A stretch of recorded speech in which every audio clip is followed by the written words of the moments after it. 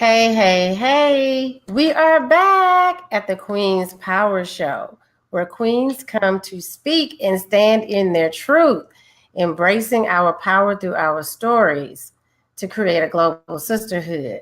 So, we are so excited tonight. We have another special guest. We have Ashley Nicole. I call her a beauty consultant. She is the CEO and founder of Her Beauty Tribe. So she's going to come on tonight and actually talk about people pleasing, and we can't wait to hear her story. So we can't wait to hear her story. So, as you know, I'm Tanya Johnson, and we also have Blair Ricard, the host of the Queen's Power Show. And so Ashley, I'm going to ask you just to tell a little bit about yourself and your Her Beauty Tribe, and then you can just jump into your people pleasing story. Perfect. Okay, awesome. All right. So as Tanya said, I'm Ashley Nicole. And Her Beauty Tribe came about to form a sisterhood. To form a sisterhood of empowering women to embrace their divine feminine. And in order to do that, in order to be beautiful on the outside, we have to first work on that beauty on the inside. So all of those sacred pampering rituals of just oil cleansing, baths, milk baths, putting on makeup, just taking that time for yourself, that creates a sisterhood of women. Ancient times, women would get together in baths and brush everyone's hair, and always have these sacred rituals for embracing the divine feminine. So every time that we get with my clients, and do makeup or do hair or something like that, we always have these deep conversations about our sisterhood, about our queendom, about embracing the goddess, about love, about relationships. And I realized these women became my tribe.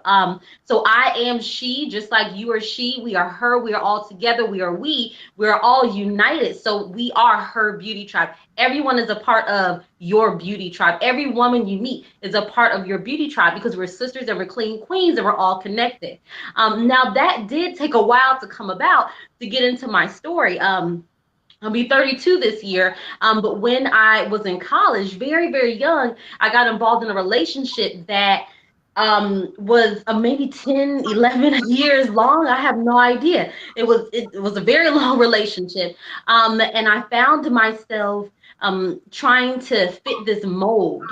I found myself kind of still not neglecting that feminine. So everything that I do now has to do with the traumatic past. And sometimes you need those struggles, you need those times of dark, you need those valleys, you need the ebb and the flow in life in order to do what you need to do.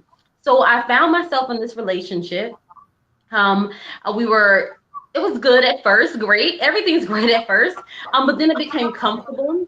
So I think with today's topic, people pleasing has to do with our own level of comfort as well. Like when we're comfortable in a situation, whether it is a job, relationships, we're comfortable with living paycheck to paycheck, we're comfortable with being broke, or we're comfortable with whatever situation that we're in, we find ourselves pleasing other people. Well, what would happen if I did leave? Well, what would so and so do if I decided not to do this anymore? Or then we're kind of pleasing ourselves. We're feeding the comfort. So in turn, we are people pleasing and even pleasing ourselves because we're feeding the comfort. So I found myself constantly just comfortable. We weren't really growing. Everyone around us was like, they're eventually going to get married. We were in college, just very, very young. Like I said, 32 now, and I think this ended maybe like 2 or 3 years ago, maybe 3 years ago. So very, very long time. And then just everyone around us always felt, oh, that's just, Ash and so, they're always going to be together. Every time you see so, you see Ashley. Like every time, this is this comfort level. Every time we move, like we move in together, all the time, taking college classes together, everything. But at the end of the day, we sometimes forget or we neglect those signs that we need to move. We neglect those signs that we need to move. whether if it's in a relationship or a job or just still the paycheck to paycheck or anything. We neglect the signs that we need to move because we're so caught up in comfort. We're so caught up in just, well, people already know this is what I do. So why would I do anything else? Why? Because you need to, because you felt the urge, you felt the intuition. I gotta stop doing this. I need to get away from this. I need to stop doing this. It needs to stop tomorrow, it needs to stop today, it needs to stop right now. So just the back and forth arguing, like this person loved me so much and it was so much hate at the same time. Like, how can that happen? Like, what is that? It's a thin line between love and hate. It is. It really is. It is. So this person, it was so much love that it eventually over that time period became hate, because it was so comfortable, but it was so tumultuous. It was a lot of like drinking and then anger, to the point where just plenty of times I found myself in situations where I was extremely uncomfortable and unsafe, just afraid, the fighting back and forth, emotional fighting, physical fighting. I remember one time the relationship was so insecure. We were like somewhere at a bar or something like that. And I was speaking to like old friends. I was so excited. It was somebody's birthday. And I was, oh, I'm going to buy him a shot. It's his birthday. I came back and he's like, you were over there buying people shots and you left me alone here. And girls are staring at me like, why would she be buying him a shot? We walked all the way back to the car and he's just so upset. And in that moment, I felt this man has so much like hate towards me. But still I felt, you know what? And first of all, I didn't have a car. I wasn't really, I think I was staying on my own then, or we might have been like staying together then. But still, I didn't have a car. He had everything. Like he had the money, like he had the car. I felt so comfortable. I felt like this is what I should be doing. We should be getting married. This is fine. Just deal with it. So I didn't have anywhere to go. I had to get back into the car with him. And we're driving down. This is in Atlanta on 20. And I remember he was so upset, cursing loud. And he just got mad at me because I wasn't with the emotional back and forth. So when I'm in those places where I feel this completely, and I don't know, a lot of women might do this. Either we like lash out or we draw back in. So we don't stay too much. So I wasn't really giving him the reaction he needed and a lot of that anger back. I wasn't feeding that energy. So it was too much. And he like pulled over on the side of the road in the rain and like pushed me out of the car on like the highway. So I'm like on the highway, he completely left. And that was it. And you would think in that moment I would leave the situation. Oh, wow. You would think at that moment I would leave the situation, but I walked to the on-ramp, and my phone was dying. I had to buy a charger at the gas station, plug in the phone, figure it out. Did I call my mom? No. Did I call any family members? No. Just sat there in the bathroom for a minute. He's calling and calling, asking where I'm at. Finally, he figures out where I'm at, and I get back in the car. And I want to go home. I want to go to my home. But because I was so comfortable in that situation, I felt like maybe this is one of those times where I just made him upset, or, I have no idea. Maybe I was just so comfortable and so just with just everyone around us saying that this is supposed to work. Like this is supposed to be it for me. Just like that job, you shouldn't be in. This is supposed to be it for me. And I just stayed. I stayed. So he drove all the way back to his house that night, and then I had to literally sleep next to him that night, and the same thing day after day. And that might have been like, girl, 6 years ago. I told you I just got out of it like 3 years ago. And that was that. Another situation happened that left me so open and vulnerable to extreme, the same thing again. I was left somewhere again, and that left me open again to the point where horrific event happened, and I was sexually assaulted where I was left at, and he had completely left. He had the keys. I had no way to get home. Nothing, absolutely nothing. So at that point, that was extremely traumatic. So that led me to back away from the relationship. Went into counseling about it, and the counselor was like, "Do you realize all this stuff you were doing? You were just pleasing other people. You weren't happy. You were comfortable. You were literally just pleasing other people." And I remember one thing he said to me years ago, and he said in the middle of an argument, he told me, "Oh, well, I don't have to do any of that because you're so predictable." And that struck a chord with me. And I remember that to this day, him telling me, I am so predictable. And you know what? I vowed, I was like, you know what? Nobody's ever going to tell me that. You're not going to know what I'm thinking. I'm just going to up and leave. If I'm not comfortable with it, I'm leaving. If I'm not happy, I'm leaving. If you're not giving me what I need to satisfy my energy, if you're not good for me, I am leaving. If you put me in a dark place, I am leaving. If I don't want to work this job, I am leaving. I do not care. But you have to get sometimes to those points, and it's dark and it's disturbing and it's hurt and it's pain and it's traumatic, whatever it is that you're going through. It will be okay. You have to get through those points. Like, what is it? You have to get through the storm to get through the light. And you have to. I wouldn't be this woman I am today, glowing and excited and carrying on with life, have an amazing man in my life, if I hadn't gone through all of that. But once he said that, you're predictable. I know what you're already going to do. A lot of people around you too in your circle know what you're already going to do, and they feed off of that. They feed off of that. They will, and they will latch on and feed off of that. Well, she's always going to give me what I want, or she's always going to be here. No, I'm not. Cut them off. Cut it off. Nurture your peace. Nurture your good vibes. Nurture your good energy like it's your baby. Nurture it from conception to birth, to walking and talking around it. Nurture it. You have to. You have to take that peace and you have to treat it like it literally came from you, because it did. And you know what it took to get you to that point of peace. So now I carry around so much peace. I guard it. I hold it sacred to my heart, because if you disturb it or if you disrupt it, that is it for you. So I'm done with people pleasing. It took all of that. I'm done with pleasing people. If somebody's like, oh, okay, well, we want to put you in this box, Ashley. We want to put you in this box. Any woman, we want to put you in this box because we're comfortable with you being in this box. And it seems like you kind of fit in this box real good. You know what? We're going to leave you in this box. This is a good place. Girl, if it's not your box, break through it. Break through it at all costs. If it is not your box, break through it. Set yourself free. Set yourself free. Set yourself on fire. Everybody will come to watch you burn. I learned that set yourself on fire and everybody will come to watch you burn. That means set yourself on fire with passion.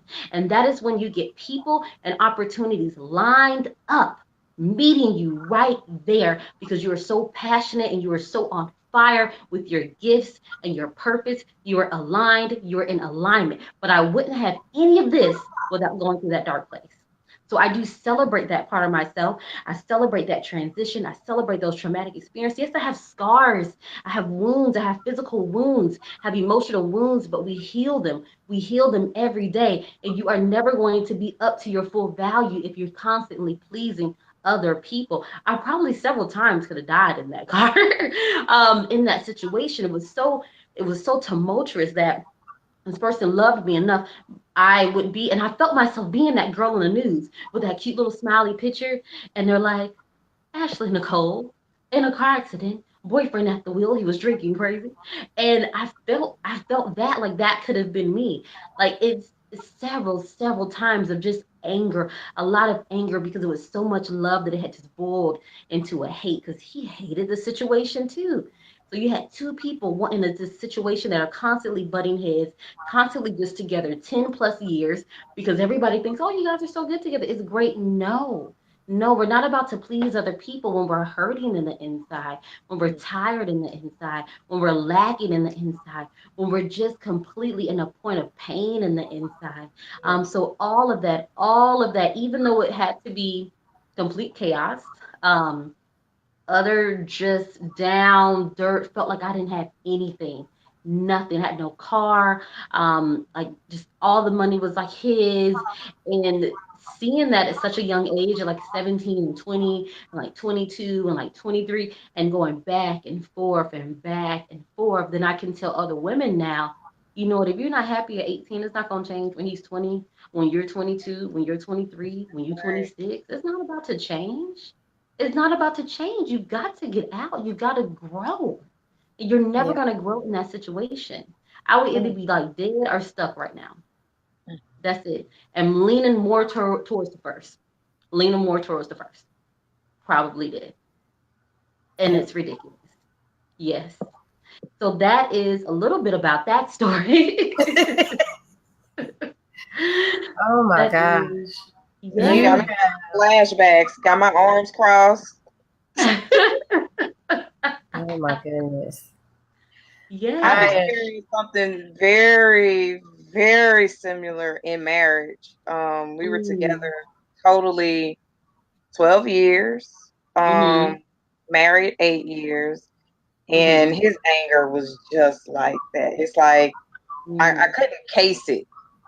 I couldn't say, oh, well, if I do this, he's probably going to do that, or he may respond this way or that way. It was very impulsive and it was very controlling. He was very narcissistic. Yeah. So it's like my way, my way, my way. Then he had sometimes a passive aggressive approach. It was ridiculous. Yeah. I mean, to top it off, he was, being a con artist and all kinds of stuff that was going on. And if money was funny, I was being attacked in some way. And I wouldn't even know, what was going on or why he would respond the way he would. But it was basically the same reason. I used to have this thing where I didn't want to make people mad. I didn't want people to be upset with me. So I would put up with some crazy stuff, for the sake of somebody not being upset.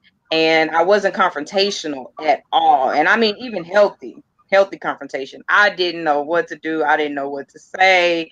It was like, because I don't want them to be mad, or I don't want them to be upset for a long time or whatever. And I stayed for the same reason. On the surface, everybody thought we were like this couple that was like best friends, and it was all good. We have kids together and we just love our kids, and it was a disaster. And because I didn't deal with that, and really, deal with that hurt and deal with being that way with him, I ended up in another relationship very quickly afterwards that was almost the same way, except it was worse. Wow. It was worse. So, you really, really, really have to deal with those emotions and be realistic about how you feel, because I kept hiding that and hiding behind anxiety, hiding behind being upset instead of being real with myself. I had a huge, huge issue with just being honest with how I was feeling, confrontation and the people pleasing. It was just like, it was disaster. But it's funny that you say that about telling your story and helping other women, because Tanya and I say that all the time. Like, we don't regret what we went through, because just like what we're doing right now, we're just really getting started, but it's to help other women. You never know how your story may impact that one person, and then you realize, okay, I went through this for that very reason. If it's just one. And I don't take it for granted. I don't regret it. I grew so much from that. I'm not gonna lie, I went through a phase where I made people laugh about it, where everybody was getting confronted. I was like the girl who got my order wrong at the Burger King. She was getting confronted. It was bad. I was like, you're not doing this to me. You're not. You can get it. Everybody can get it. But sorry, Ashley. That part of me just comes out automatically. But it was just like, I really had to deal with some seriously raw emotion. And I had nobody to help me. I didn't go to counseling. It was God himself. That's all I can say. Because I really asked him to help me. I really did. And to let me see what was going on, with me, so I can be more effective in the kingdom.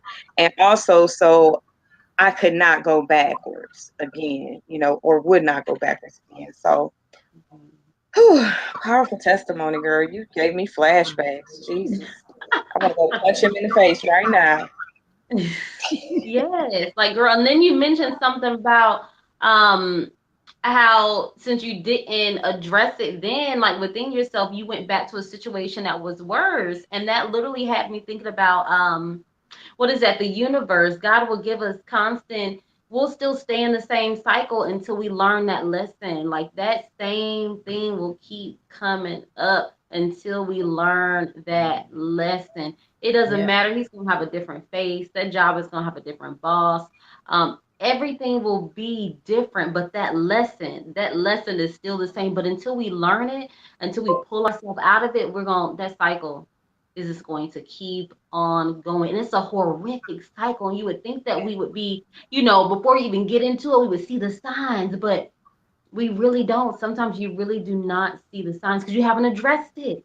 Because you Yes. haven't addressed it. Yes. Yes. And that is, unfortunately, that's where a lot of women end up still stuck in the same domestic violence situation, or still just stuck in places that hurt them physically and emotionally, because we haven't learned the lesson to stand up for ourselves. Like you were saying about the whole confrontation thing, I never said anything bad. Like, I would let you get super, super drunk and say all these things and call me all out of my name, and I never said anything bad. Not because I believed them, but because I just I wasn't raised to be like confrontational, and I'm not a confrontational person. So I just didn't say anything bad. I would let you just do all this and be mad and say all this. And I'm like, oh, I didn't mean that. Or I understand where you're coming from. Like, I wouldn't say nothing. I'd just be like sitting there with the face. And then, so once you're not feeding anger, have you noticed that anger gets like bigger and stronger, and they get so mad. They get so mad. Yep. So mad, and that's the scary part. That is Yeah. so scary. So thank you for sharing that with me as well. Yes, and you're right. You're absolutely right about that. Because I saw that happen too. Where at first I was quiet. I was pretty quiet. I wasn't very confrontational. Then it turned to the complete opposite with me, which was very, very difficult for me.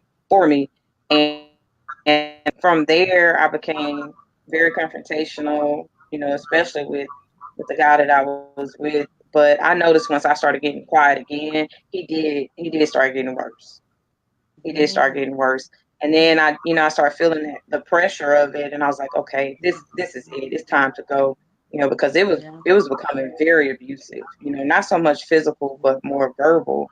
And then we were doing it to each other, and it was just getting worse and worse and worse. But you're right. It's just like when you don't deal with it, you can get into a worse situation, and just attract that when you don't deal with it. And it really sucks. But the bad part about it is I did see the signs, and I still gave it a chance as if potential was enough, because I see the potential.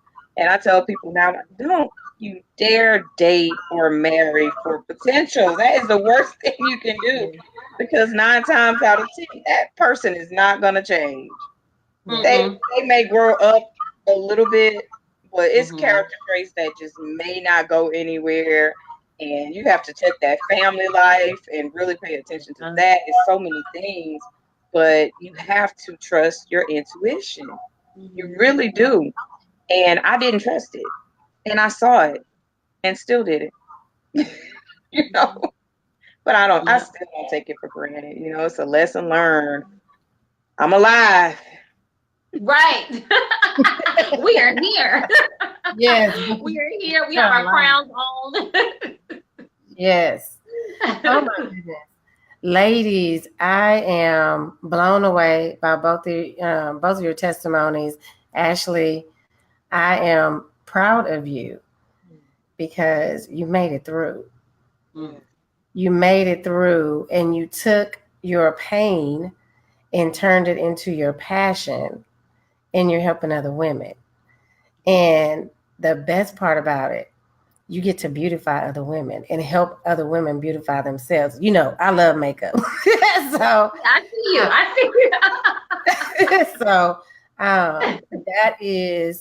that's just a wonderful testimony of, for all of us, whatever we go through, we do need to see those signs. We do. We constantly repeat these tests because we don't pass them. So sometimes we're able to recognize that it actually is a test, because and Blair knows this. I'm like, okay, this is a test. I'm passing this. I'm not going back this way again. Right. And so it really is a good testimony for all of us that, again, no matter what we go through, we can overcome it. And Ashley has shown us that we can overcome it and use that to turn that energy into our passion to be able to help other people. And so I just love it. I'm I'm so appreciative, grateful, thankful that you actually came on as one of our special guests. And this is our 5th episode. This is our 5th episode. So like we are plugging along. But I'm so grateful that you came on to share your powerful story. And, you know, if you have any other stories that you want to share, let us know so that we can bring you back on. And we probably need to talk about you coming back on and sharing some beauty tips. Yes, I would love to. Yes, that will be very helpful for all of us. But I want to see. I know we only have a few minutes. If anybody from the audience has any questions for Ashley, if not, when you look at the replay, if you have questions for Ashley, please place those comments. Please place those questions in the comment section so that Ashley can respond to them. If you have questions for Blair and I, please do so as well. And I'm going to let Ashley have a minute to close out, and then Blair can go after that and close it out. Perfect. Yes. Yes.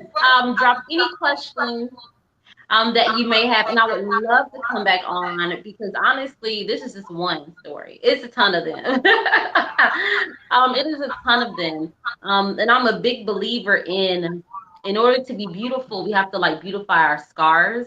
So I come on and I'm really glowing and excited and, you know, just like love, just great energy and all about being a beautiful muse because I had to beautify my scars. So it's a ton of them that we can unravel and do that together. So I just want to let all women know, whenever you see a woman or you see her going through something or you just see her in the need for a word, whatever, and my Nana told me this, whatever the spirit tells you to speak to her, do that. And I would tell, let's see. Oh, did it? I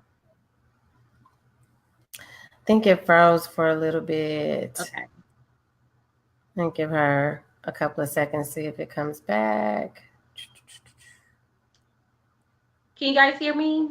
Yeah, I could hear you. Okay. You can hear Ashley? Yeah, you can hear her? I can't hear her. Yeah, I can hear her and see her moving and everything. Okay, maybe it's just me. Is it still raining on your side? It shows that she's frozen on my side. Oh. And it says I'm currently live. Loud and clear, Ashley. I can see you moving and everything. Okay. That's weird. I know. That is. I don't know what's going on. I wonder if it's gonna. I don't know if that part will air. I'll see when we get off.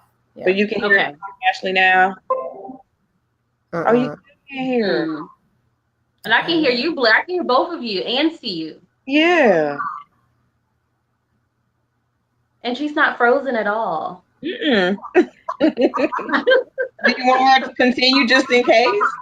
Yeah, I'll just continue. I can hear. Okay, and we'll just go from there. Yeah, keep going because someone said they can still see and hear. So maybe it's just from my side. Oh. Okay. Yeah. Okay. Okay, so and that was something that my Nana told me years ago, and I told her you know, I would see random women and something would speak to me to say certain things to them. I don't know where it comes from. We do know. But it's always just on my heart to say a certain thing. I have, you know, no idea how they're going to react to it or anything. So if it's ever on your heart with another woman, to just speak something to her, whether it's encouraging words or just tell her, hey, I feel like whatever you're going through that happened this morning is not going to happen again tomorrow. I feel like you have, you know, something, whatever it is that you feel the need to speak to women, do that. And do that in every single instance, because we as women, we have to stay connected. We're the ones that build kingdom. We nurture, we birth. we are the foundation, we are the backbone for society. Now, in order for us to be still that strong essence of a woman, we have to lock arms. We have to lock arms and we have to be in unison. We have to do some soul work and we have to do it together. So that is what I do with her beauty tribe. That is who I am. So yes, it's all about beauty education and being an influencer and just working towards building a beauty empire. But that's all a platform for connecting. So That's thank you so much for having me on. Thank you so much for coming. I really enjoyed it. Me too. I loved it. And I guess I'll close out since we're having some technical difficulties. But thank you so much for joining us. I mean, that really hit home for me. I've experienced some things that are very similar, and I'm sure we'll be able to, talk about some of those things and some of those experiences later that are pretty disturbing, but it's part of our connecting us with, and we've been able to share our stories. We have been impacting so many ladies. They have been inboxing us, commenting, watching us, even the simplest thing is us saying good morning has been, a good thing for some of these ladies. So it's been very powerful. I thank you for being a part of it.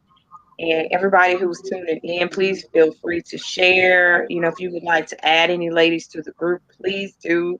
We're starting to, grow our following, and we're putting more out there. We're becoming more committed to putting more information about ourselves out there as well. So please stay connected, get connected. We'd love to hear from you if you have any topics or anything that you'd like us to discuss as well, or any ladies who you believe would love to join and be a part of it and come on and interview or talk with us. Let us know. Let us know. We're open to it. So it's 8:03 Central Standard. So I guess we'll bid everybody good night, ladies. Enjoy your night. Thank you so much for coming, Ashley. Thank you for Thank having me. you. Talk to you soon. Yes, y'all have a good evening. All right, good evening, ladies. Thank you. Let's see.